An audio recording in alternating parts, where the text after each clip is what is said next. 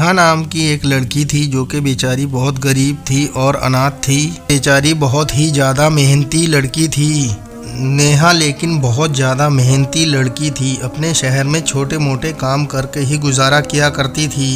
इसी तरह नेहा ने छोटे मोटे काम करके अपने स्कूल की पढ़ाई पूरी की थी, लेकिन अब उसे एक स्कूल में टीचर की जॉब मिल चुकी थी। वह लड़की भगवान का शुक्रिया अदा करने के लिए मंदिर आ जाती है। हे भगवान, तुम्हारा लाख लाख शुक्र है। आज आपने मुझे इतनी अच्छी नौकरी लगवाई। बस इसी तरह मुझ पर कृपा बनाए रखना। और वहाँ पंडित जी आ जाते हैं और नेहा से कहने लगते हैं, अरे नेहा बेटा, जल्दी घर चली जाओ, शाम होने वाली है, क्योंकि आसपास का माहौल बिल्कुल ठीक नहीं है। नेहा को कुछ भी नहीं समझ में आता है कि पंडित जी ऐसा क्यों बोल रहे हैं। नेहा पंडित जी से पूछना चाहती थी, लेकिन पंडित जी अपनी बात कहकर वापस लौट चुके थे। नेहा रोड क्रॉस कर रही थी, अचानक से स्कूल वैन आकर के उसे टक्कर मार देती है। इस कारण नेहा की मौके पर ही मौत हो जाती है। अरे नहीं, आज से तो मैं अपनी जिंदगी की एक नई शुरुआत करने जा रही थी और आज ही के दिन मेरी जिंदगी खत्म हो गई। इस हादसे के बारे में सोच सोच करके वह नेहा नाम की चुड़ैल बहुत रोती है। नेहा अपनी बदकिस्मती को रो ही रही थी, तभी अचानक से दो चुड़ैल और नेहा के पास आ जाती है और फिर उन दोनों चुड़ैल से नेहा कहती है, तुम दोनों कौन हो? हम तुम्हारे मित्र हैं। लेकिन मैं तो तुम दोनों को जानती भी नहीं हूँ। तुम कैसे मारी गई थी और तुम्हारा नाम क्या है? मैं भी गाड़ी वाले की वजह से मारी गई हूँ। वह गाड़ी वाला बहुत तेज गाड़ी चलाता है। शराब पीकर उसने भी मुझे गाड़ी से कुचल दिया था। और मेरा नाम सोनम है। इसको भी इस शराबी गाड़ी वाले ने कुचल दिया था, जिसकी वजह से यह भी मर गई थी। तो फिर ठीक है, मैं शराबी गाड़ी वाले को जिंदा नहीं छोड़ूंगी। हम तीनों ही उसे शराबी गाड़ी वाले की वजह से इतने बुरे हालात में फंसे हुए हैं। क्या तुम मेरा साथ दोगी?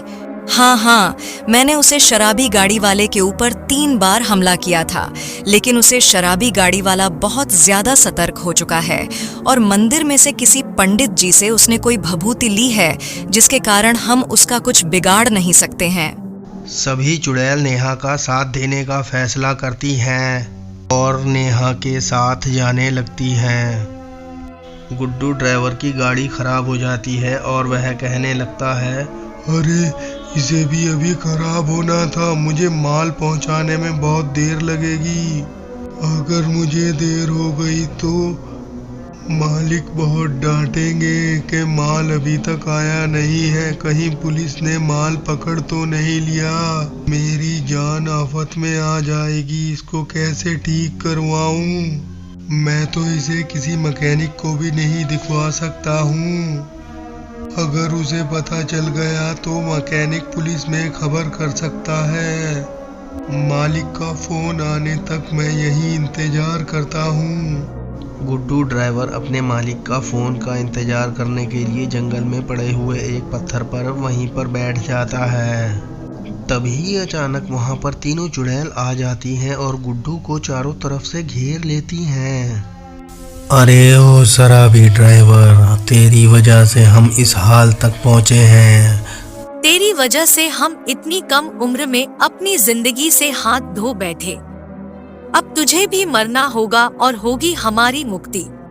अरे नहीं, मुझे माफ कर दो। तुम सब मुझे छोड़ दो। मुझसे बहुत बड़ी गलती हो गई है। आगे से मैं कभी भी शराब पीकर गाड़ी नहीं चलाऊंगा। मुझे माफ कर दो।